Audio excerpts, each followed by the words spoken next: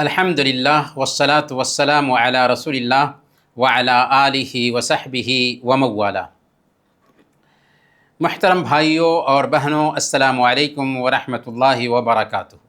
مائی path کا یہ 9واں class ہے اور آج بھی قرآن، عقیدہ، فقہ، سیرت اور اخلاق کے چیپٹرز سے کچھ چیزیں سیکھیں گے۔ سب سے پہلے سورہ الاخلاص جو ہم نے پچھلے ہفتہ پڑھا تھا اسے ہم سنیں گے، تو چلیے باری ہے سنانے کی۔ سب سے پہلے کون سنائیں گے سورہ الاخلاص؟ قل هو اللہ احد۔ بسم اللہ الرحمن الرحیم۔ پہلے اعوذ باللہ من الشیطان الرجیم۔ اعوذ باللہ من الشیطان الرجیم۔ بسم اللہ الرحمن الرحیم۔ قل هو اللہ احد اللہ الصمد لم یلد ولم یولد ولم یکن له کفوا احد۔ ماشاءاللہ، بہت خوب یعقوب، اچھا سنائے۔ اور کون سنائیں گے؟ میں سناتی ہوں۔ السلام علیکم۔ ہاں چلیں سنائیں، بالکل۔ اعوذ باللہ من الشیطان الرجیم، بسم اللہ الرحمن الرحیم۔ قل هو اللہ احد اللہ الصمد لم یلد ولم یولد۔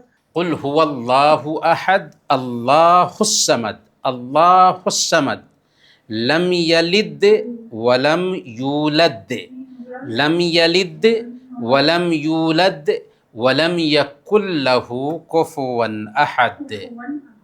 ہاں اس کو صحیح کر لیجئے انشاءاللہ، اگلے ہفتہ پھر دوبارہ سنا دیجئے یا کسی بھی دن آپ ہمیں ریکارڈ کر کے بھیجیے۔ چلیں دوسرے کوئی سنائیں۔ وعلیکم السلام، جی سسٹر۔ اعوذ باللہ من الشیطان الرجیم، بسم اللہ الرحمن الرحیم۔ قل هو اللہ احد اللہ الصمد۔ قل هو اللہ احد قل هو اللہ احد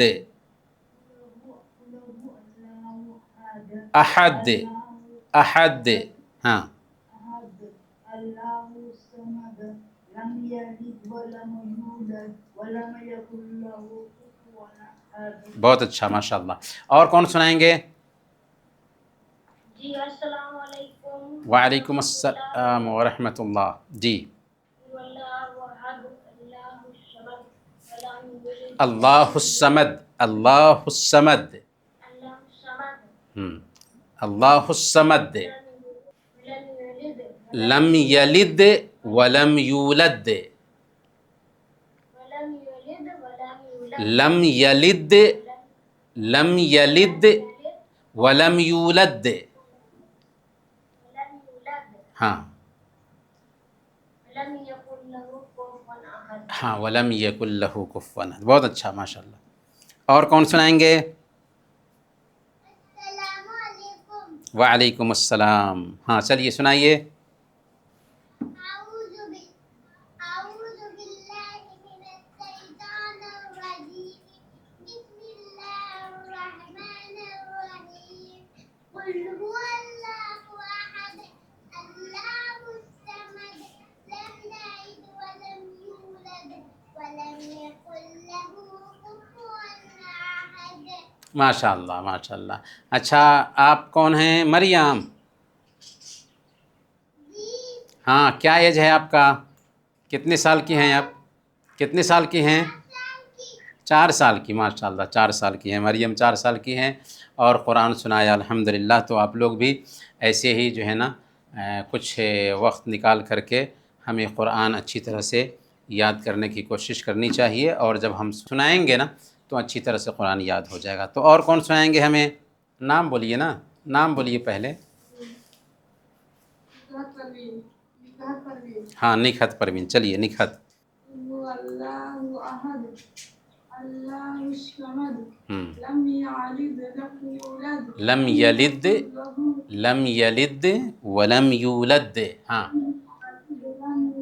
لم یکن له کفوا احد۔ ہاں ماشاءاللہ، بہت اچھا ماشاءاللہ، بہت اچھا۔ اور کون سنائیں گے؟ سب لوگوں کے ساتھ سنانے کا فائدہ کیا ہوتا ہے؟ ایک تو یہ ہے کہ کچھ کریکشن ہے تو کریکٹ ہو جاتا، اس کے ساتھ ساتھ ہمیں ثواب ملتا ہے، اجر ملتا ہے، سمجھے نا؟ تو اسی لیے شرمانا نہیں چاہیے اور قرآن سنانا چاہیے۔ چلیں اور کون سنائیں گے؟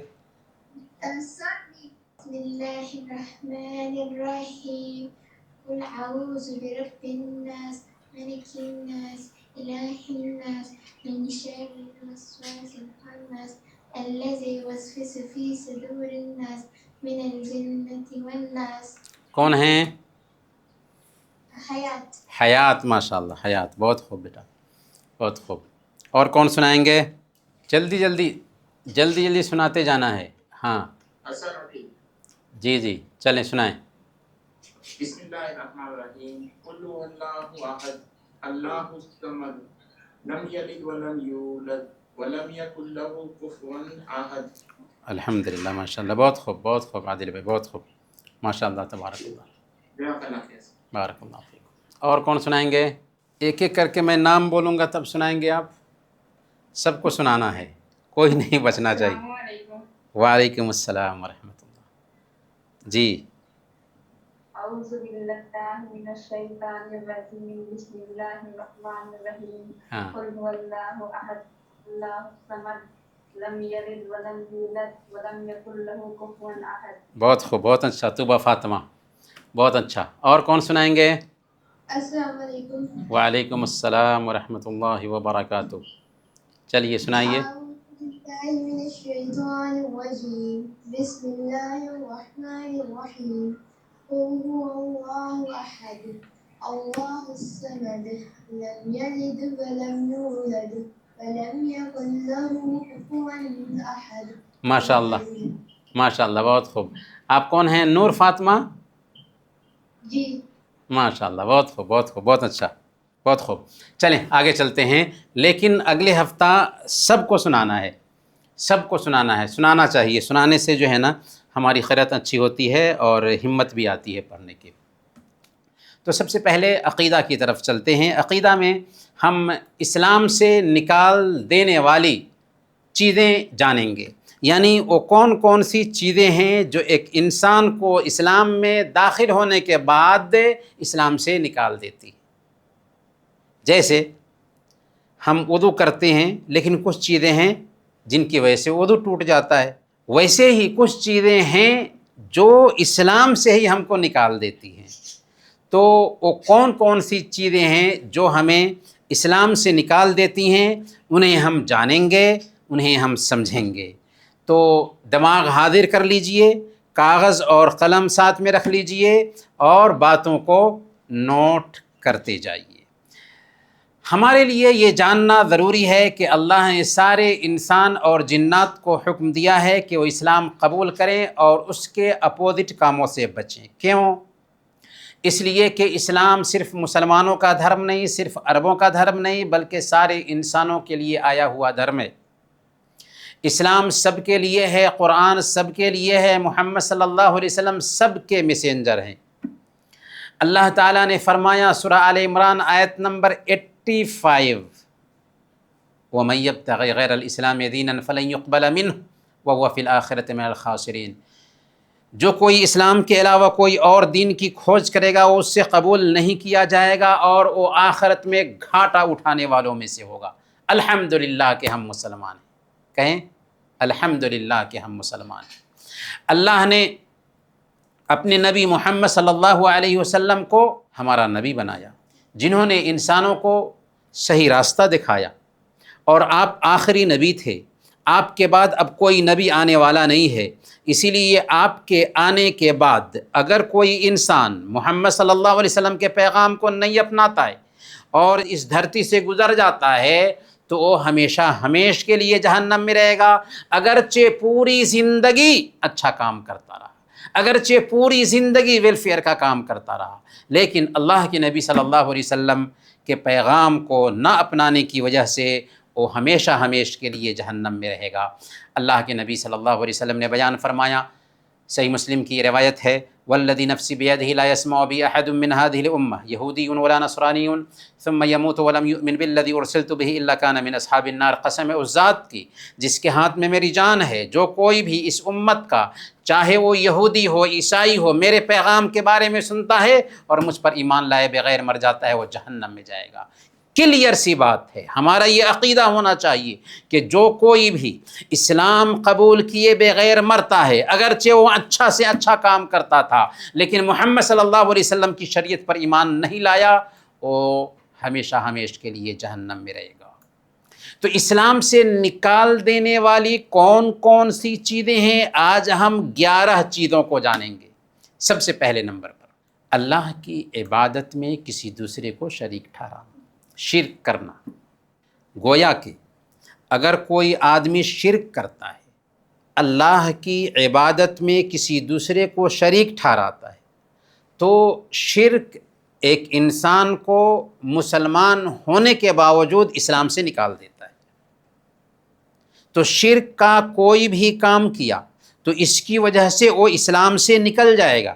ان اللہ لا یغفر ان یشرک بہ ویغفر ما دون ذلک لمن یشاء، اللہ تعالیٰ شرک کو معاف نہیں کرتا اور شرک کے علاوہ جس گناہ کو بھی چاہے اللہ معاف فرما دے گا۔ تو اگر کوئی آدمی سجدہ اللہ کے علاوہ کسی اور کو کرتا ہے، رکوع اللہ کے علاوہ کسی اور کے لیے کرتا ہے، نفع اور نقصان کا مالک اللہ کے علاوہ کسی اور کو مانتا ہے، دعا اللہ کے علاوہ کسی اور سے مانگتا ہے، ذبح اللہ کے علاوہ کسی اور کے لیے کرتا ہے، تو یہ سب کے سب اسلام سے نکال دینے والا عمل ہے۔ تو پہلی چیز کیا ہوئی؟ پہلی چیز یہ ہوئی کہ اگر کسی انسان نے شرک کیا تو شرک کی وجہ سے مسلمان ہوتے ہوئے بھی اسلام سے نکل جائے گا۔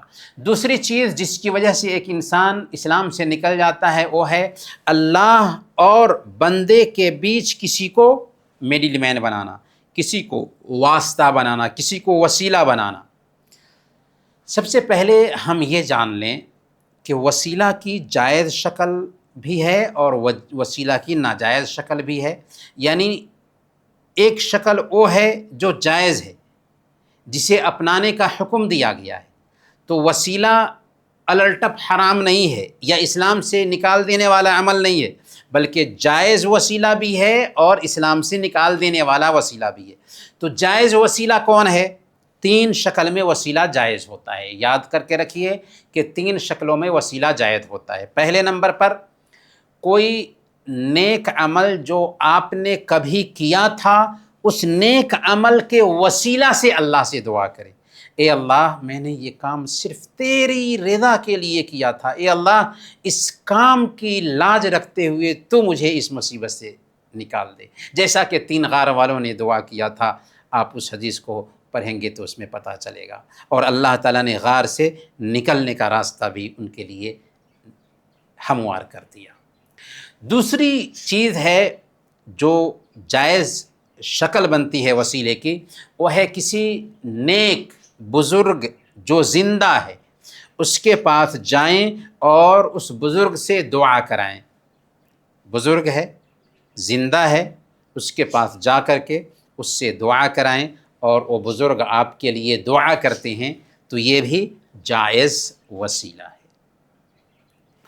وسیلہ کی جائز تیسری شکل ہے کہ اللہ تعالیٰ کے ناموں اور اس کے صفات کا واسطہ دے کر اللہ تعالیٰ سے دعا کرے، اے اللہ تو شافی ہے مجھے شفا عطا فرما، اے اللہ تو الرازق ہے مجھے روزی عطا فرما، اے اللہ تو الرحمن ہے مجھ پر رحم فرما۔ تو اللہ تعالیٰ کے ناموں کا واسطہ دے کر اللہ تعالیٰ سے دعا کریں، یہ بھی جائز وسیلہ ہے۔ تو گویا کہ وسیلہ کی یہ 3 جائز شکلیں ہوں جو بالکل صحیح ہیں، کوئی حرج کی بات نہیں کہ نیک کے عمل کے واسطے سے اللہ سے دعا کریں، کسی زندہ بزرگ کے پاس جا کر کے ان سے دعا کرائیں، یا اللہ تعالیٰ کے ناموں اور اس کی صفتوں کے واسطے سے اللہ سے دعا کریں۔ لیکن اللہ کے بیچ کسی زندہ یا مردہ کو اس طریقے سے وسیلہ بنانا کہ وہ اللہ تک پہنچنے کے لیے ہمارے مادھیم ہیں، کہ ان کے بغیر ہم اللہ تک نہیں پہنچ سکتے، یا ان ولیوں کے وسیلہ کے بنا ہماری عبادت قبول نہیں ہوگی، یا یہ سمجھنا کہ نفع یا نقصان کا اختیار یہ ولی رکھتے ہیں، یا ان کے ہاتھ میں نفع اور نقصان پہنچانا ہے، تو یہ آستھا اسلام سے نکال دینے والی آستھا ہے۔ بات سمجھ میں آئی؟ کیوں؟ اس لیے کہ اللہ تعالیٰ عرش پر ہونے کے باوجود، اللہ کہاں ہے؟ عرش پر ہے، ساتوں آسمان کے اوپر عرش پر ہے، تو اللہ تعالیٰ عرش پر ہونے کے باوجود وہ ہم سے قریب ہے، وہ ہماری شہرگ سے بھی زیادہ قریب ہے۔ ہمارے دل میں جو خیال پیدا ہوتا ہے، خیال پیدا ہونے سے پہلے اللہ اسے جان لیتا ہے، اس تک پہنچنے کے لیے کسی واسطے، کسی وسیلے کی ضرورت نہیں۔ اللہ نے سورہ البقرہ آیت نمبر 186 میں بیان فرمایا، وَإِذَا سَأَلَكَ عِبَادِي عَنِّي فَإِنِّي قَرِيب، کہ جب میرے بندے آپ سے میرے بارے میں پوچھے تو آپ بتا دیجئے کہ میں قریب ہوں۔ اجیب دعوت الداعی اذا دعان، میں پکارنے والے کی پکار سنتا ہوں جب وہ مجھے پکارتے ہیں۔ فَلْيَسْتَجِيبُوا لِي وَلْيُؤْمِنُوا بِي، چاہیے کہ وہ میرے حکم کو مانیں اور مجھ پر ایمان رکھیں، لعلہم یرشدون، تاکہ وہ راستہ پا سکیں۔ تو اس آیت سے پتہ یہ چلا کہ اللہ ہم سے قریب ہے، ہماری باتیں سنتا ہے، ہماری باتوں کا جواب دیتا ہے۔ اسی لیے اللہ تک پہنچنے کے لیے ولیوں کا سہارا ڈھونڈنا، قبر والوں کا سہارا ڈھونڈنا، یہ کیا ہے؟ یہ اسلام سے نکال دینے والا عمل ہے۔ اور جو کوئی ایسا عقیدہ رکھتا ہے، وہ مسلمان ہونے کے باوجود، مسلم گھر میں پیدا ہونے کے باوجود لوگ اس کو مسلمان سمجھتے رہے، لیکن وہ اسلام سے نکل چکا ہے، اگرچہ دنیا والے اس کو مسلمان سمجھتے رہے۔ تو اسی لیے ہمیں اللہ تک پہنچنے کے لیے کسی کو واسطہ، مادھیم یا سبب نہیں سمجھنا چاہیے۔ اللہ تعالیٰ سورہ الاعراف آیت نمبر 194 میں بیان فرماتا ہے، ان الذین تدعون من دون اللہ عباد امثالکم، کہ تم جن کو اللہ کے سوا پکارتے ہو وہ تو تمہارے جیسے ہی بندے ہیں۔ فادعوہم فلیستجیبوا لکم ان کنتم صادقین، تو جب وہ تمہارے جیسے ہی بندے ہیں تو تم کو ان کو پکارو، پھر ان کو چاہیے کہ تمہارا کہنا مانیں اگر تم سچے ہو۔ لیکن تم جاتے ہو اس جگہ پر، ضرورت اوپر والا پورا کرتا ہے، اور تمہاری آستھا بن جاتی ہے کہ فلاں جگہ پر گئے تھے تو ہمارا مسئلہ حل ہو گیا۔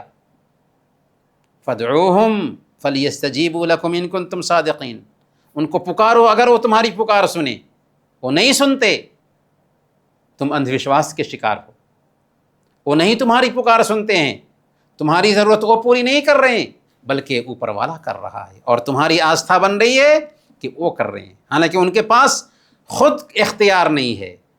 امن یجیب المضطر اذا دعاہ ویکشف السوء ویجعلکم خلفاء الارض االہ مع اللہ، کون ہے جو پریشان حال کی پریشانی کو سنتا ہے اور اس کی دعا قبول کرتا ہے اور تمہیں زمین میں خلیفہ بناتا ہے؟ ہے کوئی اللہ کے علاوہ؟ کوئی نہیں، کوئی نہیں۔ یہ انسان کا اندھ وشواس ہے کہ وہ وہاں پر جائے گا، وہاں پر جائے گا، اس کو پکارے گا، اس کو پکارے گا۔ ایک مسلمان ادھر ادھر نہیں جاتا بلکہ صرف ایک اللہ کو پکارتا ہے، اور جو میڈل مین سمجھے، جو یہ سمجھے کہ اللہ تک پہنچنے کے لیے کسی وسیلے اور واسطے کی ضرورت ہے، وہ اسلام سے نکل جائے گا۔ تو کتنی سخت بات ہے، ان باتوں کو ہمیں سمجھنا چاہیے تاکہ ہم اپنے ایمان کو بچا سکیں۔ تیسری چیز، جو آدمی مشرک کو مشرک نہ سمجھے، یا کافر کے کفر پر شک کرے، یا اس کے دھرم کو صحیح ٹھہرائے، تو اس نے بھی کفر کیا۔ یعنی اگر کسی کو دیکھتا ہے کہ کھلا شرک کر رہا ہے یا کھلا کفر کر رہا ہے، یا کوئی کافر ہے، مشرک ہے، اور وہ کفر پر ہے، شرک پر ہے، اس کے کفر کو اور اس کے شرک کو بھی سمجھے کہ اللہ تعالیٰ معاف کرنے والا ہے، اللہ تعالیٰ کریم ہے، وہ معاف کر دے گا، چاہے گا تو کافر کو بھی معاف کر دے گا۔ اگر کوئی ایسا سمجھتا ہے نا، ایسا اگر دل میں عقیدہ پالتا ہے، تو اس کی وجہ سے بھی وہ کافر ہو جائے گا۔ معمولی بات نہیں ہے ایمان کا معاملہ۔ یعنی ہمارا عقیدہ بالکل کلیئر ہونا چاہیے یہ نہیں کہ اللہ تعالیٰ بہت معاف کرنے والا ہے، جس کو چاہے گا معاف کر دے گا۔ اللہ نے کہہ دیا ہے ان اللہ لا یغفر ان یشرک بہ، اللہ ہر گناہ کو معاف کر سکتا ہے چاہے گا تو، لیکن شرک کو معاف نہیں کرے گا، کفر کو معاف نہیں کرے گا۔ تو اگر کوئی آدمی ایسی آستھا رکھتا ہے تو وہ بھی کافر ہو جائے گا۔ اللہ تعالیٰ نے سورہ الممتحنہ آیت نمبر 4 میں بیان فرمایا قد کانت لکم اسوۃ حسنۃ فی ابراہیم والذین معہ، ابراہیم اور ان کے ساتھ جو لوگ تھے ان میں آپ کے لیے اچھی مثال موجود ہے۔ یعنی اے محمد صلی اللہ علیہ وسلم، آپ کے لیے ابراہیم اور ان کے پریوار میں ایک اچھی مثال موجود ہے۔ کیا مثال ہے؟ اذ قالوا لقومہم انا براء منکم ومما تعبدون من دون اللہ، جبکہ انہوں نے اپنی قوم سے کہا کہ ہم تم سے الگ ہیں اور جن کی تم اللہ کو چھوڑ کر کے پوجا کرتے ہو، کفرنا بکم، ہم تمہاری آستھا کا انکار کرتے ہیں، وبدأ بیننا وبینکم العداوۃ والبغضاء ابدا حتی تؤمنوا باللہ وحدہ، اور جب تک کہ تم ایک اللہ پر اکیلے ایمان نہ لاؤ، جب تک کہ تم اکیلے ایک اللہ پر ایمان نہ لاؤ، ہم میں اور تم میں ہمیشہ کے لیے دشمنی ظاہر ہو چکی ہے۔ تو یہ ہمارا کلیئر عقیدہ دل میں بیٹھا ہوا ہونا چاہیے کہ جو مسلمان ہیں وہی جنت میں جائیں گے، جو مسلمان نہیں وہ جنت میں نہیں جا سکتے، اور سارے مسلمان بھی جنت میں نہیں جائیں گے۔ جو صحیح معنوں میں اسلام کو فالو کرتے تھے، توحید ان کے اندر تھی، تو جہنم میں جا سکتے ہیں، لیکن جہنم سے ایک نہ ایک دن ضرور نکلیں گے توحید کی وجہ سے۔ اللہ تعالیٰ نے فرمایا سورہ الممتحنہ آیت نمبر 4 لقد کفر الذین قالوا ان اللہ هو المسیح ابن مریم، انہوں نے یقیناً کفر کیا جنہوں نے کہا کہ اللہ مریم کا بیٹا عیسیٰ ہے۔ یعنی اگر کوئی آدمی حضرت عیسیٰ علیہ السلام کو تین میں کا ایک مانتا ہے، حضرت عیسیٰ علیہ السلام کو اللہ کا بیٹا مانتا ہے، تو اس کی وجہ سے بھی وہ کافر ہو جائے گا۔ اللہ تعالیٰ نے سورہ مائدہ آیت نمبر 73 میں بیان فرمایا لقد کفر الذین قالوا ان اللہ ثالث ثلاثہ، یقیناً انہوں نے کفر کیا جنہوں نے کہا کہ اللہ تین میں سے ایک ہے۔ میں نے ایک امام کو یہ کہتے ہوئے سنا کہ یہود و نصارہ کافر نہیں ہیں، حالانکہ وہ مسجد کی امامت کرتا تھا۔ دیکھیں کتنی فاش غلطی ہے جس کو وہ نہیں سمجھ پایا۔ اللہ تعالیٰ قرآن کریم میں کہتا ہے کہ جو کوئی بھی یہ عقیدہ رکھے کہ اللہ تین میں کا ایک ہے وہ کافر ہے۔ اور سورہ الفاتحہ میں ہم اللہ تعالیٰ سے دعا کرتے ہیں کہ اے اللہ ہمیں عیسائیوں کے جیسے نہ بنا جو گمراہ ہو گئے، اور یہودیوں کے جیسے نہ بنا جن پر تیری لعنت اتری۔ ہم دعا کرتے ہیں اور ہم کہیں کہ یہود و نصارہ کافر نہیں۔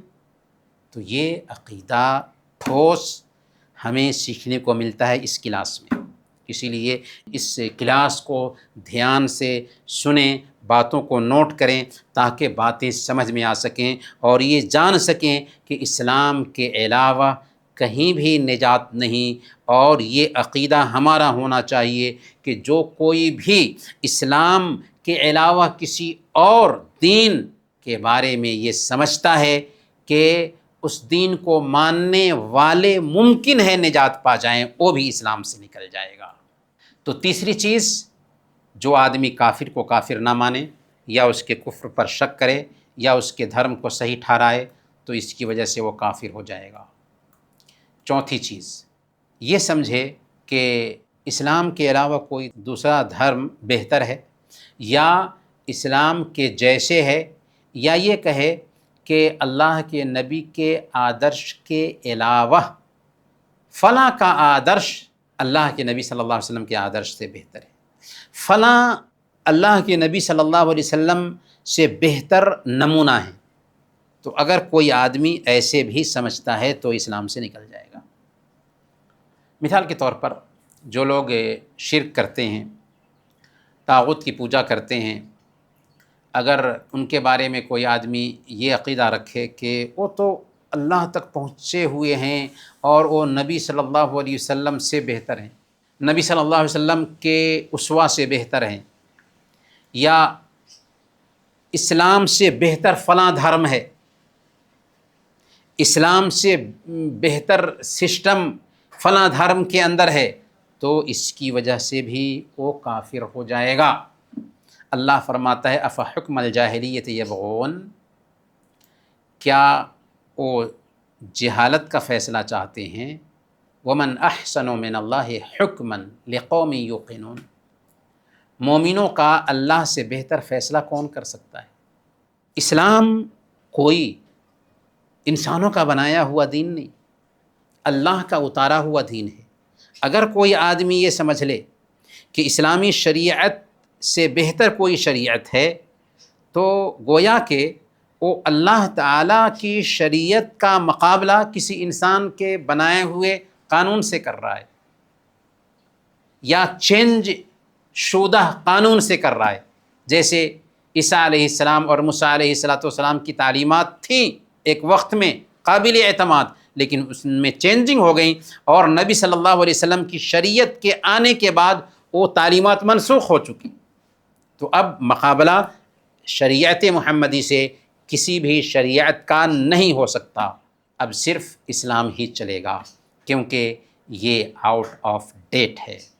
پانچویں چیز جو ایک انسان کو اسلام سے نکال دیتی ہے وہ یہ ہے کہ قرآن کی کسی آیت یا اللہ کے رسول صلی اللہ علیہ وسلم کی کسی صحیح حدیث کا انکار کرنا یا اسے ناپسند کرنا۔ اگر کوئی آدمی قرآن کی کسی بھی آیت کا انکار کرے، نہیں میں اس قرآن کی آیت کو نہیں مانتا، اللہ کے نبی صلی اللہ علیہ وسلم کی کسی بھی صحیح اور آتھینٹک حدیث کو انکار کرے، کہے کہ اس حدیث کو میں نہیں مانتا، یا قرآن کی کسی آیت یا اللہ کے نبی صلی اللہ علیہ وسلم کی کسی صحیح حدیث کو ناپسند کرے، تو اس کی وجہ سے بھی وہ اسلام سے نکل جائے گا۔ بات سمجھ میں آئی؟ قرآن کی کسی آیت کا انکار کرنا یا اللہ کے نبی صلی اللہ علیہ وسلم کی کسی صحیح حدیث کا انکار کرنا، یا قرآن کے کسی حکم کو ناپسند کرنا، یا اللہ کے نبی صلی اللہ علیہ وسلم کے کسی حکم کو ناپسند کرنا اسلام سے نکال دیتا ہے۔ اللہ تعالیٰ نے فرمایا سورہ محمد آیت نمبر 8 اور 9، والذین کفروا فتعسا لهم واضل اعمالهم ذلک بانہم کرہوا ما انزل اللہ فاحبط اعمالهم، کہ جن لوگوں نے کفر کیا ان کے لیے تباہی ہے، کیونکہ انہوں نے ناپسند کیا اس حکم کو جو اللہ نے نازل کیا تھا، اس لیے اللہ تعالیٰ نے ان کے عملوں کو برباد کر دیا، یعنی وہ اللہ کے احکامات کو ناپسند کرنے کی وجہ سے کافر ہو گئے۔ ذالک بانہم کرہوا ما انزل اللہ، اس لیے وہ کافر ہوئے کہ انہوں نے اللہ نے جو چیزیں اتاری تھی ان کو ناپسند کیا، اور اس کی وجہ سے ان کے عمل بھی برباد ہو گئے۔ تو اگر ہم قرآن کے کسی حکم کو ناپسند کرتے ہیں، اللہ کے نبی صلی اللہ علیہ وسلم کے کسی بھی آتھینٹک حکم کو ناپسند کرتے ہیں، تو اس کی وجہ سے ہم مسلمان ہونے کے باوجود کافر ہو جاتے ہیں۔ ہاں ایک چیز کیا ہے، کسی حکم کی علت، کسی حکم کا سبب ہمیں نہیں سمجھ میں آتا ہے تو کوئی حرج کی بات نہیں، وہ پوچھیں گے کسی سے، لیکن اس کو ناپسند کرنے لگ جائیں، یہ خطرناک چیز ہے۔ ہمیں کوئی حکم اس کی علت سمجھ میں نہیں آتی ہے، اس کا مسئلہ سمجھ میں نہیں آتا ہے، تو ہم جن کے پاس اسلام کا نالج ہے ان سے سمپرک کر کے اس حکم کے بارے میں پتہ لگائیں گے کہ آخر اسلام میں ایسا کیوں ہے، کیوں یہ بات اسلام میں کہی گئی ہے۔ لیکن اگر ہم اس کو ناپسند کرنے لگ گئے تو یہ اسلام سے نکال دینے والا عمل ہوگا۔ ہمیں جاننا چاہیے کہ اسلام میں اس کی حکمت کیا ہے، کیونکہ اسلام کا کوئی بھی حکم حکمت سے خالی نہیں ہے۔ یہ الگ بات ہے کہ ہمیں اس کی حکمت معلوم نہ ہو، تو بات شاید واضح ہوگی۔ چھٹی چیز جس کی وجہ سے ایک انسان اسلام سے نکل جاتا ہے وہ ہے قرآن کی کوئی آیت یا اللہ کے نبی صلی اللہ علیہ وسلم کی کسی حدیث کا مذاق اڑانا۔ پہلے کیا تھا؟ قرآن یا حدیث کا انکار کرنا یا ناپسند کرنا۔ ابھی چھٹے نمبر پر قرآن کی کسی آیت کا مذاق اڑائیں یا اللہ کے نبی صلی اللہ علیہ وسلم کی کسی صحیح حدیث کا مذاق اڑاتے ہیں تو اس کی وجہ سے بھی ہم اسلام سے نکل جائیں گے۔ کیوں؟ اس لیے کہ اسلام کوئی انسانوں کا بنایا ہوا رول نہیں ہے، بلکہ یہ تو پوری کائنات کے پیدا کرنے والے کا دیا ہوا نیم ہے۔ اگر ہم اسلام کے کسی قانون کو نہیں سمجھتے ہیں تو سمجھنے کی کوشش کریں گے، اللہ کے قانون کو جاننے کی کوشش کریں گے، لیکن اگر ہم اس کو مذاق بنا لیتے ہیں تو یہ ہمیں اسلام سے نکال دیتا ہے۔ اللہ فرماتا ہے سورہ توبہ آیت نمبر 66 میں قل اب اللہ وآیاتہ ورسولہ کنتم تستہزئون لا تعتذروا قد کفرتم بعد ایمانکم۔ آپ فرما دیجئے کہ کیا تم اللہ، اس کی آیتوں، اس کے رسولوں کا مذاق اڑاتے ہو؟ عذر بیان نہ کرو، تم ایمان لانے کے بعد کافر ہو گئے۔ کیا تم اللہ، اس کی آیتوں اور اس کے رسول کا مذاق اڑاتے ہو؟ عذر بیان نہ کرو، تم ایمان لانے کے بعد کافر ہو گئے۔ تو پتہ یہ چلا کہ جان بوجھ کر کے قرآن کا مذاق اڑانا، اللہ کے نبی صلی اللہ علیہ وسلم کی کسی حدیث کا مذاق اڑانا، قرآن کا اپمان کرنا یا جان بوجھ کر اسے کسی گندی جگہ پر رکھنا یا قرآن کی صورتوں یا آیات کو سنگیت کے ساتھ گانوں میں بدل دینا، یہ سارے کے سارے کام کفریاں ہیں جن کی وجہ سے ایک انسان اسلام سے نکل جاتا ہے۔ ساتویں چیز جو ایک انسان کو اسلام سے نکال دیتی ہے وہ ہے جادو سیکھنا یا جادو کرنا یا اس سے راضی ہونا۔ تو جو کوئی بھی جادو سیکھتا ہے یا جادو کرتا ہے تو جادوگر کا اسلام سے کوئی تعلق نہیں ہوتا، اگرچہ وہ اپنے آپ کو مسلمان کہتا ہو لیکن جادوگر مسلمان نہیں رہتا، جادو کرنے کی وجہ سے، جادو سیکھنے کی وجہ سے۔ سورہ البقرہ آیت نمبر 102 میں اللہ نے فرمایا وَمَا كَفَرَ سُلَيْمَانُ وَلَكِنَّ الشَّيَاطِينَ كَفَرُوا يُعَلِّمُونَ النَّاسَ السِّحْرَ، کہ سلیمان علیہ السلام نے کفر نہیں کیا تھا بلکہ شیاطین نے کفر کیا تھا، انہوں نے لوگوں کو جادو سکھایا۔ تو گویا کہ جادو سکھانا دراصل کفر ہے۔ اسی طریقے سے اللہ تعالیٰ سورہ البقرہ آیت نمبر 102 ہی میں بیان فرماتا ہے وَمَا أُنزِلَ عَلَى الْمَلَكَيْنِ بِبَابِلَ هَارُوتَ وَمَارُوتَ وَمَا يُعَلِّمَانِ مِنْ أَحَدٍ حَتَّى يَقُولَا إِنَّمَا نَحْنُ فِتْنَةٌ فَلَا تَكْفُرْ، کہ ہاروت اور ماروت جن کو آزمائش کے لیے بھیجا گیا تھا، بابل کے یہ دو فرشتے تھے اور ان کو اس لیے بھیجا گیا تھا کہ لوگوں کو جادو سکھائیں آزمائش کے طور پر، اور وہ بتا دیتے تھے سکھانے سے پہلے کہ دیکھو یہ کفری عمل ہے، جادو سیکھ کر کے کفر مت کرو۔ گویا کہ اگر کوئی آدمی جادو سیکھتا ہے یا جادو کرتا ہے تو اس کی وجہ سے وہ کافر ہو جاتا ہے۔ تو اس سے پتہ یہ چلا کہ جادو سیکھنا کفر ہے۔ اور حدیث میں بتایا گیا ہے حد الساحر ضربۃ بالسیف، کہ جادوگر کی سزا یہ ہے کہ اس کا سر کاٹ دیا جائے، لیکن یہ سزا دینے کا حق کسی پنچایت کو نہیں ہے بلکہ اسلامی کورٹ کو ہے، کہ اگر کہیں پر اسلامی کورٹ ہے، اسلامی قانون لاگو ہے تب وہاں پر جادوگر کو سزا دی جائے گی۔ ایسا نہیں کہ کوئی آدمی کسی انسان کو جادوگر کہہ کر کے مار دے، اگر کوئی آدمی ایسا کرتا ہے تو وہ قاتل سمجھا جائے گا اور مجرم قرار پائے گا، کیونکہ کسی عام انسان کو کسی کو سزا دینے کا حق نہیں ہے۔ اللہ کے نبی صلی اللہ علیہ وسلم نے بیان فرمایا من اتی عرافا او ساحرا او کاہنا فسألہ فصدقہ بما یقول فقد کفر بما انزل علی محمد، کہ جو آدمی کسی کاہن یا نجومی یا جادوگر کے پاس آتا ہے اور اس نے جو کچھ کہا اس کی تصدیق کرتا ہے تو اس نے محمد صلی اللہ علیہ وسلم پر نازل کی گئی شریعت کا انکار کیا۔ تو جادوگر کی تصدیق کرنا بھی اسلام سے نکال دینے والا عمل ہے۔ 8ویں نمبر پر کافروں اور مشرکوں سے دوستی کرنا، ان سے محبت کرنا اور مسلمانوں کے خلاف ان کی مدد کرنا یہ بھی اسلام سے نکال دینے والا عمل ہے۔ اللہ تعالیٰ سورہ المجادلہ میں بیان فرماتا ہے، آیت نمبر 22، لا تجد قوما یؤمنون باللہ والیوم الآخر یوادون من حاد اللہ ورسولہ، کہ کبھی آپ ان لوگوں کو نہیں پائیں گے جو اللہ اور آخرت کے دن پر ایمان رکھتے ہوں کہ وہ ان لوگوں سے محبت کرتے ہوں گے جو اللہ اور اس کے رسول سے دشمنی رکھتے ہیں۔ وَلَوْ كَانُوا آبَاءَهُمْ أَوْ أَبْنَاءَهُمْ أَوْ إِخْوَانَهُمْ أَوْ عَشِيرَتَهُمْ، چاہے وہ دشمنی رکھنے والے ان کے باپ ہوں یا ان کے اپنے بیٹے ہوں یا ان کے بھائی ہوں یا ان کے پریوار، تو اگر ہمارا پریوار کا کوئی آدمی بھی اللہ اور اس کے رسول سے دشمنی رکھتا ہے تو اس سے دوستی ہم نہیں رکھ سکتے۔ ہاں، رشتہ ہے تو رشتہ نبھانا ہے۔ اسلام ہمیں اپنے غیر مسلم رشتہ داروں سے کاٹتا نہیں ہے۔ یہ بہت غلط سوچ ہے جو کچھ لوگوں کے ذہن میں پائی جاتی ہے کہ اسلام لانے کے بعد ہم اپنے رشتہ داروں سے کٹ جاتے ہیں۔ نہیں، کٹتے نہیں ہیں، بلکہ اسلام ہمیں اور زیادہ جوڑتا ہے۔ ہم اپنے غیر مسلم ماں باپ کی خدمت کریں گے، اپنے غیر مسلم رشتہ داروں کا حق ادا کریں گے، اور اسلام ہمیں اس کام پر ابھارتا ہے، لیکن ان کے عقیدے کو ہم صحیح نہیں کہہ سکتے، ان کے عقیدے پر ہم نہیں چل سکتے، اور اس حوالے سے ہم کوئی سمجھوتا کرنے والے نہیں ہیں۔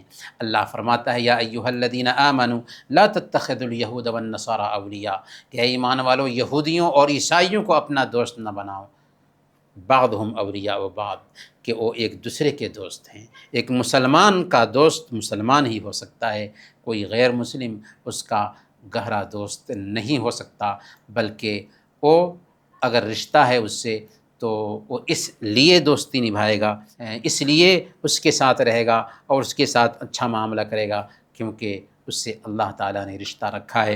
ان سے کٹ کے نہیں جیے گا، ان کا حق ادا کرے گا، ان کے ساتھ اچھا معاملہ کرے گا، لیکن ان کے دین کو، ان کے عقیدے کو صحیح نہیں سمجھ سکتا۔ 9ویں چیز جو ایک انسان کو اسلام سے نکال دیتی ہے، قرآن کی کسی آیت یا کسی صحیح حدیث کا انکار کرنا یا اس پر اعتراض کرنا، یا یہ کہنا کہ قرآن انسانوں کا بنایا ہوا کلام ہے۔ تو یہ عقیدہ رکھنے کی وجہ سے بھی ایک انسان اسلام سے نکل جاتا ہے، کیونکہ قرآن کسی انسان کا بنایا ہوا نہیں ہے۔ اگر کوئی آدمی یہ عقیدہ رکھتا ہے کہ قرآن کو کسی انسان نے بنایا ہے تو وہ بھی مسلمان نہیں رہے گا۔ ہاں، کسی انسان کو معلوم نہیں ہے تو نالج حاصل کرے گا، پوچھے گا، لیکن یہ عقیدہ نہیں پال سکتا کہ قرآن کو کسی انسان نے بنایا ہے۔ جیسے دوسری انسانی گرنتھ ہے، ویسے ہی قرآن کوئی انسان کا بنایا ہوا کلام نہیں ہے، بلکہ یہ اللہ تعالیٰ کا اتارا ہوا کلام ہے۔ اللہ تعالیٰ فرماتے ہیں، والذین کفروا وکذبوا بآیاتنا اولئک اصحاب النار، کہ جنہوں نے کفر کیا اور ہماری آیتوں کو جھٹلایا وہ جہنمی ہیں۔ تو اللہ تعالیٰ کا کلام قرآن کریم یہ اللہ تعالیٰ کا اتارا ہوا ہے۔ اگر کوئی آدمی اس کے بارے میں یہ عقیدہ پال لیتا ہے کہ اسے محمد صلی اللہ علیہ وسلم نے بنایا ہے یا انسان نے بنایا ہے، اس کی وجہ سے وہ اسلام سے نکل جائے گا۔ 10ویں نمبر پر اللہ تعالیٰ کے ناموں یا اللہ تعالیٰ کی وشیشتاؤں، اللہ تعالیٰ کے ناموں یا اللہ تعالیٰ کے صفات میں سے کسی صفت کا انکار کرنا، یہ بھی اسلام سے نکال دینے والا ہے، کیونکہ اللہ تعالیٰ نے اگر اپنی کوئی صفت بیان کی ہے، اپنا کوئی نام بیان کیا ہے، تو ہمیں ان ناموں کو اور ان صفتوں کو ماننا ہے۔ اگر ہم ان صفتوں کا انکار کرتے ہیں تو اس کی وجہ سے بھی ہم اسلام سے نکل جائیں گے۔ آخری اور اہم چیز ہے جس کی وجہ سے کہ انسان اسلام سے نکل جاتا ہے، وہ ہے محمد صلی اللہ علیہ وسلم کو آخری رسول نہ ماننا۔ اگر کوئی آدمی یہ سمجھتا ہے کہ محمد صلی اللہ علیہ وسلم کے بعد بھی کسی زمانے میں کوئی رسول آ سکتے ہیں، جیسے کہ قادیان میں ایک جھوٹا انسان پیدا ہوا تھا جس کا نام ہے مرزا غلام احمد قادیانی۔ کیا نام ہے؟ مرزا غلام احمد قادیانی۔ قادیانیت کی نسبت پائی جاتی ہے اس شخص کی طرف۔ یہ جھوٹا انسان تھا جو اپنے آپ کو نبی کہتا تھا۔ تو اگر کوئی آدمی اس طرح کا عقیدہ رکھتا ہے کہ محمد صلی اللہ علیہ وسلم کے بعد بھی کوئی انسان آ سکتے ہیں نبی بن کر کے، اگرچہ کہے کہ یہ نبی کا سایہ ہے یا اس طرح کی کوئی بات کرے، لیکن پھر بھی وہ اسلام سے نکل جائے گا، کیونکہ اللہ کے نبی صلی اللہ علیہ وسلم آخری نبی ہیں۔ قیامت کے دن تک اب کوئی نبی آنے والا نہیں، کیونکہ اللہ تعالیٰ نے قرآن کو محفوظ کر دیا ہے، اللہ کے نبی صلی اللہ علیہ وسلم کی احادیث محفوظ ہیں۔ اب قیامت کے دن تک کوئی بھی رسول یا نبی نہیں آنے والا۔ تو سوال یہ ہے کہ اسلام سے نکال دینے والی 11 چیزیں کیا کیا ہیں، سنکشپت میں بیان کیجیے۔ تو سن لیجئے کہ اسلام سے نکال دینے والی 11 چیزیں: پہلے نمبر پر اللہ کے ساتھ کسی کو شریک ٹھہرانا، دوسرے نمبر پر اللہ اور اپنے بیچ کسی کو وسیلہ ماننا، تیسرے نمبر پر یہ ماننا کہ اسلام کے علاوہ کوئی اور دھرم اسلام سے بہتر ہے یا اس کے جیسے ہے، چوتھے نمبر پر قرآن کی کچھ آیات یا کچھ احادیث ان کو ناپسند کرنا، پانچویں نمبر پر دین کے کسی حکم کا مذاق اڑانا، چھٹے نمبر پر جادو کرنا یا جادو سیکھنا، ساتویں نمبر پر اللہ کے دشمنوں سے دوستی کرنا، آٹھویں نمبر پر قرآن پر یا اللہ کے نبی صلی اللہ علیہ وسلم کی نبوت پر اعتراض کرنا، نویں نمبر پر اللہ کی کچھ صفتوں کا انکار کرنا یا کسی مخلوق کو اس صفت کے جیسے سمجھنا، اور 10ویں نمبر پر آخری نبی محمد صلی اللہ علیہ وسلم کی نبوت کے سماپت نہ ہونے کا عقیدہ رکھنا۔ تو یہ بنیادی طور پر 10 چیزیں ہیں جو ایک انسان کو اسلام سے نکال دیتی ہیں۔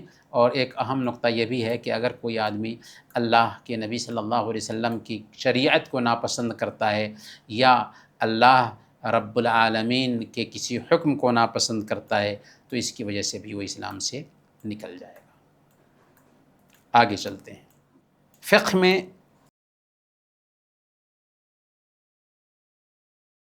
بیمار کی نماز کے کیا احکام ہوں گے؟ سب سے پہلے یہ بات یاد رکھیے کہ اسلام انسان کے سوبھاؤ سے لگتا ہوا دین ہے۔ اللہ فرماتے ہیں وَمَا جَعَلَ عَلَيْكُمْ فِي الدِّينِ مِنْ حَرَجٍ، کہ اللہ تعالیٰ نے دین کے معاملے میں کوئی تنگی نہیں رکھی۔ اسلام میں ایسا نہیں ہے کہ طاقت سے زیادہ بوجھ ڈالا گیا ہو، نہیں۔ اللہ فرماتے ہیں لا یکلف اللہ نفسا الا وسعها، کہ اللہ تعالیٰ کسی انسان کو اس کی طاقت سے زیادہ ذمہ داری نہیں دیتا۔ اسی لیے آدمی بیمار پڑتا ہے تو ایسا نہیں کہ نماز معاف ہو جاتی ہے، لیکن اس کی طاقت کے حساب سے احکام اس کے اوپر لاگو ہوتے ہیں۔ مثال کے طور پر ایک آدمی بیمار ہے، نماز پڑھنی ہے، تو اگر وضو نہیں کر سکتا نا تو وہ تیمم کر لے گا، نماز پڑھ لے گا۔ نماز پڑھنے میں دقت ہوتی ہے، کھڑے ہو کر نماز نہیں پڑھ سکتا، بیٹھ کر پڑھ سکتا ہے، بیٹھ کر نہیں پڑھ سکتا لیٹ کر پڑھ سکتا ہے، لیٹ کر نہیں پڑھ سکتا بالکل اشارے سے سو کر کے پڑھ سکتا ہے۔ صحیح بخاری کی روایت ہے، عمران بن حسین رضی اللہ تعالیٰ عنہ بیان کرتے ہیں کہ مجھے بواسیر کی بیماری تھی اور میں نے اللہ کے نبی صلی اللہ علیہ وسلم کے پاس آ کر کے نماز کے بارے میں پوچھا کہ میری نماز کے کیا احکام ہوں گے، تو آپ نے فرمایا صلی قائما فإن لم تستطع فقاعدا فإن لم تستطع فعلى جنب، کہ کھڑے ہو کر نماز پڑھو، اگر کھڑے ہو کر نماز پڑھنے کی طاقت نہ ہو تو بیٹھ کر پڑھو، اگر بیٹھ کر کے بھی نماز پڑھنے کی طاقت نہ ہو تو پہلو کے بل نماز پڑھو، لیکن نماز معاف نہیں ہے۔ اگر بیماری سخت ہے اور نماز کو وقت پر پڑھنا مشکل ہو رہا ہے تو 2 نمازوں کو جمع کر سکتے ہیں، ظہر اور عصر اور مغرب اور عشاء، ان نمازوں کو آپس میں جمع کر سکتے ہیں، لیکن عصر اور مغرب کو جمع نہیں کر سکتے آپس میں، بلکہ ظہر اور عصر کو ایک ساتھ اور مغرب اور عشاء کو ایک ساتھ جمع کر کے پڑھ سکتے ہیں۔ لیکن مریض کے لیے یہ چھوٹ نہیں ہے کہ ظہر کی نماز 2 رکعت پڑھیں یا عشاء کی نماز 2 رکعت پڑھیں۔ یہ چھوٹ کس کو حاصل ہے؟ مسافر کو حاصل ہے کہ وہ 2 نمازوں کو جمع کر کے بھی پڑھ سکتے ہیں اور قصر کر کے پڑھ سکتے ہیں، لیکن مریض اگر کوئی ہے تو وہ نمازیں تو 2 نمازوں کو جمع کر سکتا ہے، ظہر عصر کو جمع کر کے پڑھ سکتا ہے، مغرب عشاء کو جمع کر کے پڑھ سکتا ہے، لیکن 2 رکعت نماز نہیں پڑھ سکتا، یعنی قصر نہیں کر سکتا، مریض ہونے کی وجہ سے دو نمازوں کو جمع کرنے کی اس کو چھوٹ حاصل ہے، لیکن قصر کرنے کی چھوٹ حاصل نہیں ہے۔ وہ لوگ جن پر نماز فرض نہیں، وہ کون کون لوگ ہیں جن پر نماز فرض نہیں؟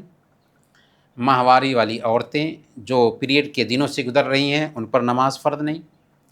زچگی والی عورتیں جنہوں نے بچہ جنم دیا ہے، جب تک کہ بچہ پیدا ہونے کے بعد جو خون آتا ہے وہ خون بند نہ ہو جائے، اسی طریقے سے پاگل انسان پر بھی نماز فرض نہیں ہے۔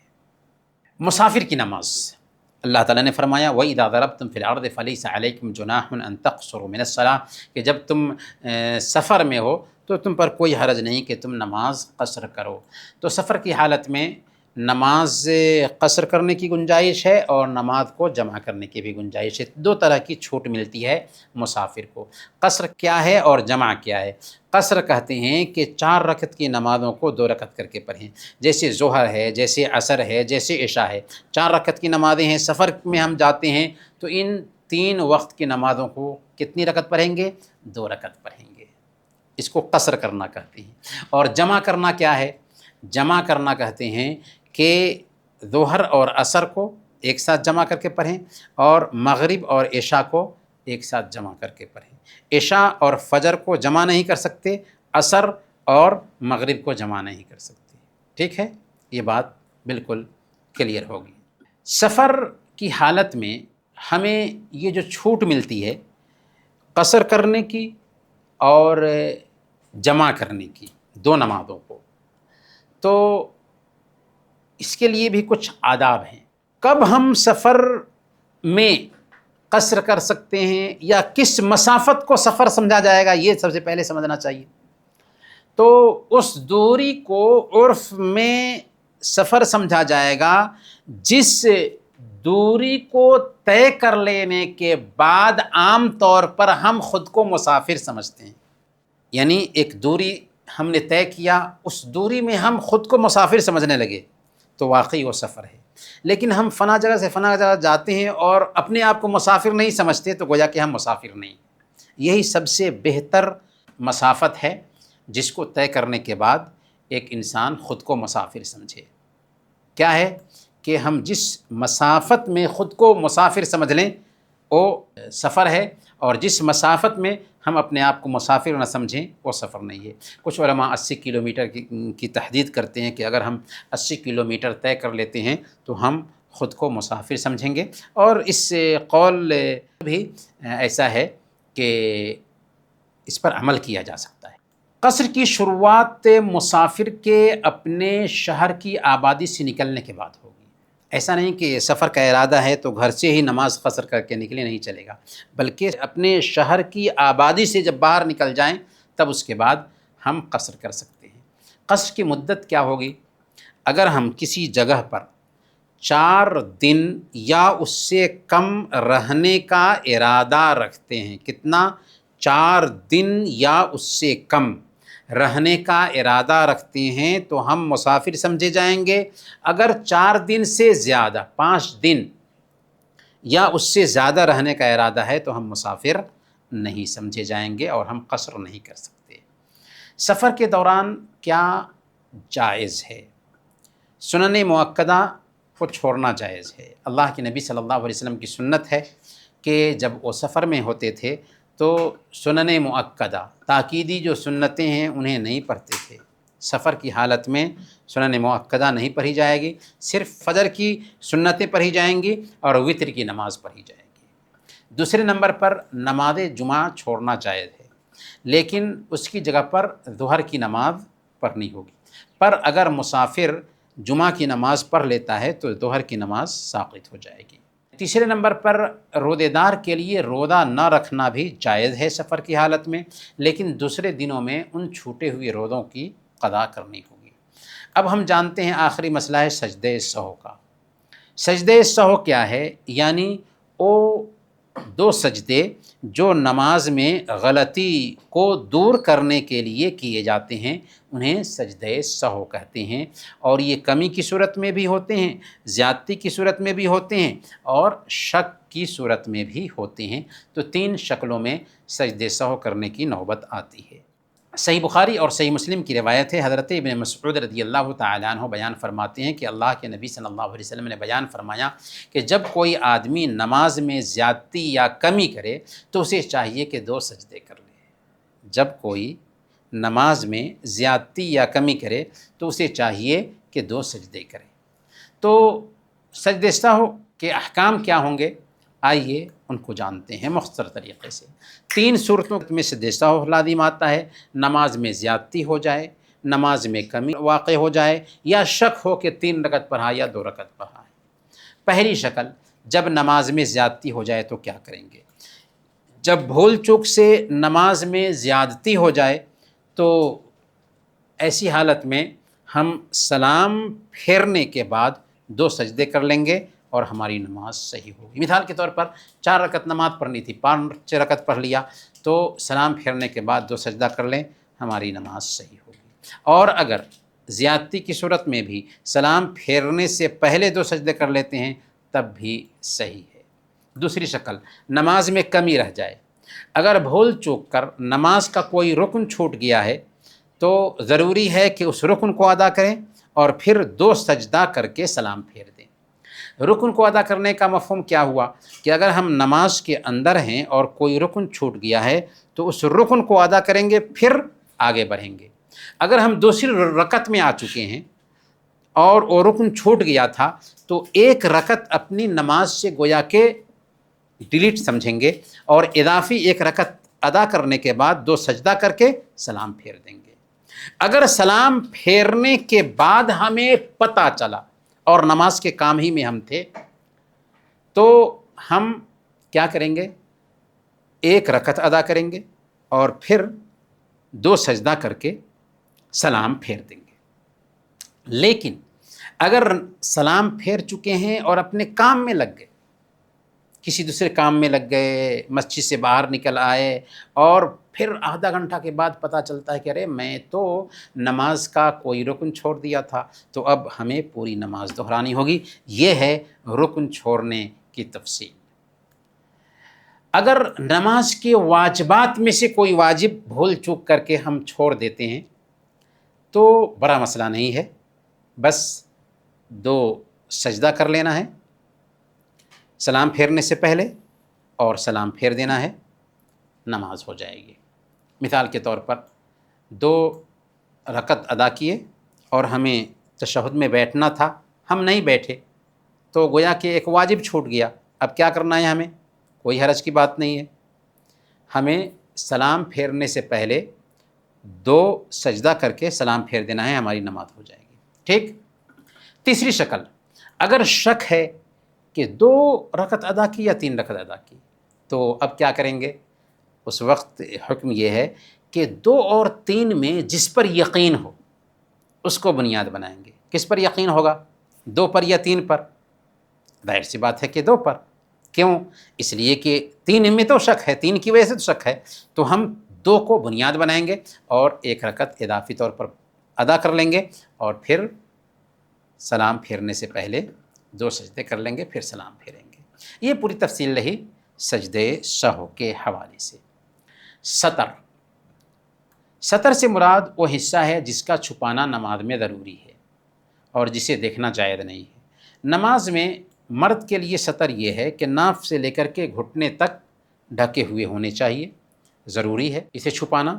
البتہ اس کے ساتھ ساتھ کندھے بھی ڈھکے ہوں تو بہتر اور افضل ہے، لیکن کندھوں کو ڈھانک کر نماز پڑھنا یہ واجبی حکم نہیں ہے کہ اس کے بغیر نماز نہیں ہوگی، پر یہ ایک طرح کی لاپرواہی ہوگی کہ ایک انسان کندھے کو کھول کر کے نماز پڑھے۔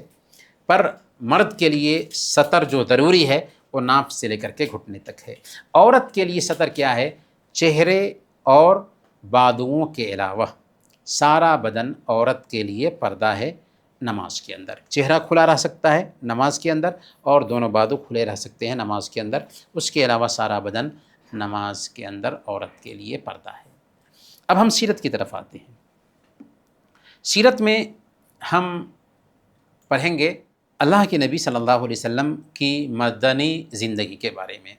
اللہ کے نبی صلی اللہ علیہ وسلم مکہ سے مدینہ تشریف لا چکے ہیں اور مدینہ آنے کے بعد ایسا نہیں ہے کہ ظالموں نے ظلم و ستم روک دیا، بلکہ اللہ کے نبی صلی اللہ علیہ وسلم کے مدینہ میں پناہ لینے کے باوجود بھی اب مکہ کے جو مشرکین تھے مدینہ کے یہودیوں سے سمپرک کر کے ان کو دھمکی دیتے تھے کہ تم نے مسلمانوں کو پناہ دے رکھا ہے، اب ہم تم پر دھاوا بولیں گے اور تمہاری کھٹیا کھڑی کر دیں گے، اور مسلمانوں کو دھمکی بھی دیتے تھے کہ تم مکہ سے نکل کر کے مدینہ میں پناہ لے لیے ہو تو سمجھتے ہو کہ محفوظ ہو گئے، نہیں، ابھی بھی ہم تمہارے پر حملہ کرنے والے ہیں۔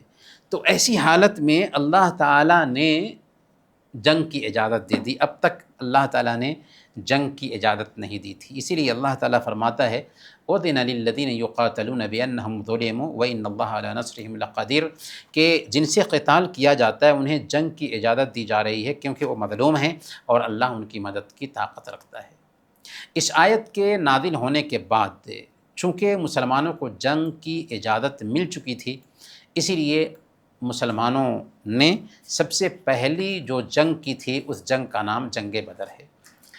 جنگ بدر کا پس منظر کیا تھا، سندرب کیا تھا کہ یہ جو مسلمانوں کے دشمن تھے، باضابطہ مسلمانوں کے دشمنوں نے مکہ میں مسلمانوں کی زمینوں پہ قبضہ کر لیا تھا، ان کے مالوں پر قبضہ کر لیا تھا، اور قریش کے سرداروں کا ایک تجارتی قافلہ تھا جو ابو سفیان کی سربراہی میں مکہ آ رہا تھا، اس قافلے کو جنگ کے لیے اصل میں تیار کیا جا رہا تھا، اور اس میں صحابہ کے مالوں سے تجارت کی گئی تھی۔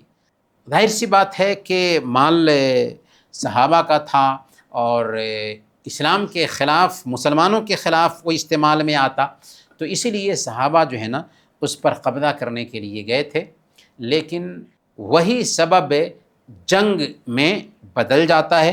ابو سفیان کو جب پتہ چلا تو 1000 کی فوج لے کر کے حاضر ہوا بدر کی جگہ پر، اور مسلمان جو ہے نا صرف 313 تھے، لیکن عجیب اللہ تعالیٰ کی رحمت دیکھیے کہ 313 مسلمان 1000 کے دشمن پر غالب آ جاتے ہیں، اور یہ جنگ فتح میں بدل جاتی ہے، مسلمان اس جنگ کو جیت جاتے ہیں، اور بہت سارے قریش کے لیڈر اس جنگ میں مارے جاتے ہیں۔ یہ مسلمانوں کی پہلی جنگ تھی، جنگ بدر، جسے مسلمانوں نے جیتا تھا۔ اب ہم اخلاق میں معافی کے بارے میں جانیں گے۔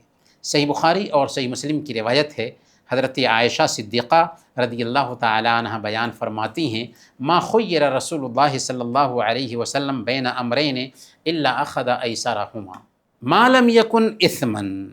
رسول اللہ صلی اللہ علیہ وسلم کو 2 معاملوں کے درمیان اختیار دیا جاتا تو آپ دونوں میں جو آسان ہوتا اسے اختیار کر لیتے، بشرطے کہ وہ گناہ نہ ہو۔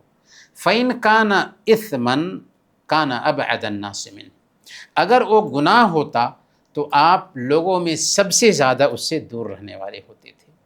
وَمَنْ تَقَامَ رسول اللہ صلی اللہ علیہ وسلم لِنَفْسِهِ فِي شَيْءٍ قَطْ، اور اللہ کے نبی صلی اللہ علیہ وسلم نے اپنے لیے کسی سے بدلہ نہیں لیا، الا ان تنتہک حرمت اللہ فینتقم بہا للہ، سوائے اس کے کہ اللہ کی حرمت پامال کی جاتی تو اللہ کے لیے آپ بدلہ لیا کرتے تھے۔ یہ صحیح بخاری اور صحیح مسلم کی حدیث ہے، جس میں ہمیں یہ سیکھنے کو ملتا ہے کہ اسلام بہت آسان مذہب ہے، اور اللہ کے نبی صلی اللہ علیہ وسلم ہم سب کے آئیڈیل ہیں۔ چنانچہ اللہ کے نبی صلی اللہ علیہ وسلم کو اگر 2 معاملوں میں چوائس کرنے کا اختیار دیا جاتا تھا تو اللہ کے نبی صلی اللہ علیہ وسلم آسان چیز کو اپناتے تھے، سوائے اس کے کہ اس میں اللہ کی نافرمانی ہوتی، تو اگر اللہ کی نافرمانی ہوتی تو پھر اس سے آپ دور رہتے تھے۔ تو اس سے پتہ یہ چلتا ہے کہ ایک مسلمان کو کسی بھی جگہ پر آسانی برتنا چاہیے، آسانی اختیار کرنا چاہیے۔ اسی طریقے سے اللہ کے نبی صلی اللہ علیہ وسلم کی صفت یہ تھی کہ آپ اپنی ذات کے لیے کسی سے بدلہ نہیں لیتے تھے۔ تو اس سے ہمیں اللہ کے نبی صلی اللہ علیہ وسلم کا آئیڈیل سمجھ میں آتا ہے، نمونہ سمجھ میں آتا ہے کہ ہمیں بھی اگر کوئی آدمی ہمارے ساتھ زیادتی کرتا ہے تو معاف کر دینا چاہیے اسے۔ اللہ کے نبی صلی اللہ علیہ وسلم نے بیان فرمایا کہ معاف کرنے سے ایک انسان نیچا نہیں ہوتا ہے بلکہ اوپر اٹھتا ہے۔ وَمَا زَادَ اللَّهُ عَبْدًا بِعَفْوٍ إِلَّا عِزًّا، اللہ تعالیٰ بندے کو معافی سے عزت دیتا ہے۔ تو اسی لیے ہمیں چاہیے کہ لوگوں کو معاف کریں، لوگوں کی کوتاہیوں سے درگزر کریں، اس میں ثواب ملتا ہے۔